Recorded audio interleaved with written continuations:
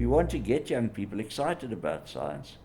We want to get young people thinking that this is actually a better thing to do than just saying, I'm going to hang around a street corner till I get a BMW. The SKA, when complete, will consist of over 2,500 radio telescopes. The signals from each dish strung together through fibre optic cables to form the largest radio telescope in the world. I'm Bernie van der Hoff. I'm the project director of Square Kilometre Array South Africa project. The Square Kilometre Array will be about 50 times more sensitive than anything that's been built up to now.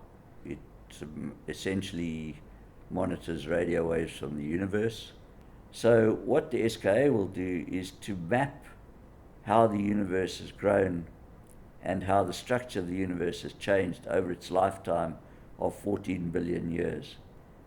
Astronomy throughout history has pushed the boundaries of technology, and that's because astronomers always want to see things which are fainter and further away and happen faster and so on. And many of the things that have been developed for astronomy have subsequently become very important in our lives. So the detectors which go into your camera or into your mobile phone's camera were developed for astronomy. The Wi-Fi networks, which we now all use with our laptops, were developed for astronomy. So we said, let us participate in the technology development, because then not only will we be establishing a capacity for doing good science, but we'll also teach a lot of our young people the very best, most cutting-edge technology. In developing first what we call this CAT-7 and now the Meerkat telescope, and participating in the design of the Square Kilometre Array, we've developed a group of young people, both in our direct employment in the project and in the universities around us, who have now developed cutting-edge skills in the very latest technologies. But a radio telescope is really in many ways just like a big computer. So the skills and the technological capacity we're developing are skills in very high performance computing, very, very fast computing. The SKA will require computers that work at what are called exaflop speeds. That's 1,000 times faster than the fastest computers we currently have. You'll have to transmit huge amounts of data.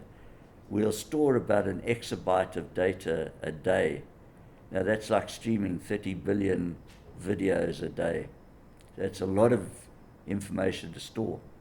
We're also developing special boards, computer boards, for the first stage of the computing. We started working on them with a team from Berkeley in the US, and we've now taken over. So the second and third generations of the boards we've developed, we've built, and they're now being used in 50 institutions around the world. So we've now got a leading role in developing these very cutting-edge computer boards. One of the South African government's preconditions for supporting the bid was that SKA be utilised for developing the skills of young people. SKA's Human Capital Development Programme has since 2005 awarded 544 grants, including sponsoring 6 university research chairs and the graduation of 92 master's degrees and 33 PhDs. They are particularly keen to support young black researchers, like SKA bursary recipient Enos Manabini Takalani, the first member of his family to go to university. I'm doing PhD here in astrophysics with the Department of Cosmology here at the University of the Western Cape. My PhD work I'm basically looking at the extragalactic sources like the quasars and the BL Lassitae, which are the objects which are very far from our galaxy. So as for me, I just my interest was just I wanted to be a astrophysicist. So, and most of the times even when I was young, or when I was still a boy, when people talk about the universe things like the planets, I just get very excited about hearing about such things and to get myself, what are they talking about and what's really going on. So now at least I found a chance to study that by myself. My mom actually, she was just selling stuff on the street, like this old traditional maheu, and she would just be selling to the contractors and people passing, and yeah. So it was not like she was having a professional job, but she was just self-employed. And my father also was the very same thing also. 90 of those bursaries have gone to students from other African countries because our bid for the SKA includes 8 other African countries. Because the telescope will stretch over 3,000 kilometers, parts of it will be in those countries. So we've had 90 students coming to study here. Many of them have gone back to their own countries and started to teach astronomy. So Madagascar is now training students up to master's level in astrophysics. Nairobi last year graduated its first 14 astrophysics honor students. Ghana is now teaching, Mauritius is teaching, and so on. So it's developed science capacity in those countries. Start doing our acceptance test procedure, and one of the tests that SKA has been training African researchers on how to convert satellite communication dishes into radio telescopes. It was noticed that there are many redundant satellite dishes dotted around Africa, waiting to be dismantled and sold for scrap. Vodafone has given a 30-metre diameter satellite dish to the Ghanaian government. 7 Ghanaian scientists are currently being trained at the SKA office on how to convert this dish, with the idea they will return home to train others. I'm Joyce Cranton-Aqua. I'm an assistant research scientist at the Ghana Atomic Energy, and I'm here as the project manager for the AVN Africa project.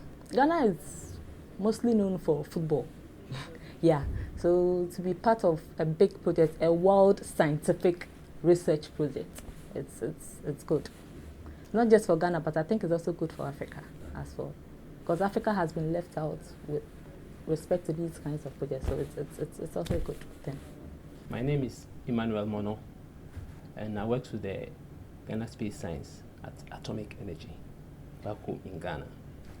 And my basic work is to carry out the electronics on the control and monitoring section on the antenna.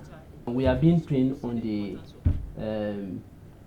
baby telescope that we term it to be. Since we came, we have been taken through the principles of the antenna. One of my dream that immediately after here, when I get back, I'll find a means of getting a scholarship, maybe back to South Africa to continue with the SKA scholarship program to the PhD level. So it's an opportunity for me to be here. We have to fix our basic education system, there's no question about that. What always surprises me is that students coming from really failed states in some parts of Africa and states which are much less well endowed than South Africa often come with a much better education than our own young people. We are in fact working with the schools around the small town of Carnarvon and the other small towns in the Karoo to develop maths and science in those schools. And then hopefully we can use that as a model. We work with a lot of companies, Intel and IBM and various others, Microsoft.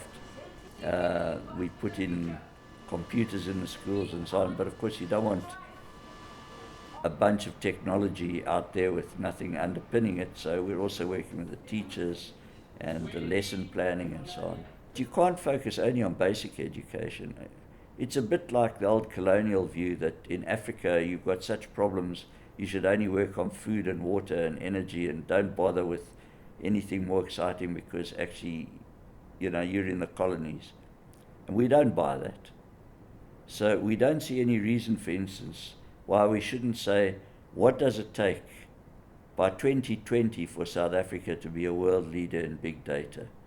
We've got very good universities, we've got very bright young people, and we've certainly got the industrial base to do it. So yes, we should do it. South Korea didn't say we're a poor country, we're going to just focus on growing food. They said we're going to invest heavily in science and technology, and that's what they're doing. So we don't think that there is a contradiction between fixing the basic education system and developing really excellent science and technology and engineering. And of course, you want to inspire young people. So we're doing not enough outreach, but we're doing more and more outreach. because a lot of our young people actually don't know about science. So if you go into a lot of our schools and say, what do you want to do? They'll say, I want to be a lawyer, I want to be a doctor. Because they've heard about lawyers and they know what a doctor does. We say, why don't you want to be a scientist? Well, actually, nobody knows what it means to have a career in science or a career in engineering. We've got far too few engineers. We're not producing anything like enough engineers. We're not producing enough scientists to be a really innovative society. How do you develop wealth in a society? One of the ways you do it is by being innovative. You've got to develop scientists and engineers. Scientists like to go where the action is. When we started this project, there were probably fewer than 10 radio astronomers in the country. We now have going on for 150 or so. And a lot of those are leading researchers who've come from overseas to South Africa. So we're reversing the brain drain. If you can bring those people to your universities, you strengthen the teaching, you strengthen the research, and you also attract more of our best young people into science. What we're aiming to do is to make South Africa a center for the world's best science and technology. So we'll have a succession of really exciting discoveries made by international teams in a telescope based in Africa, which is the world's biggest telescope, the world's most exciting telescope.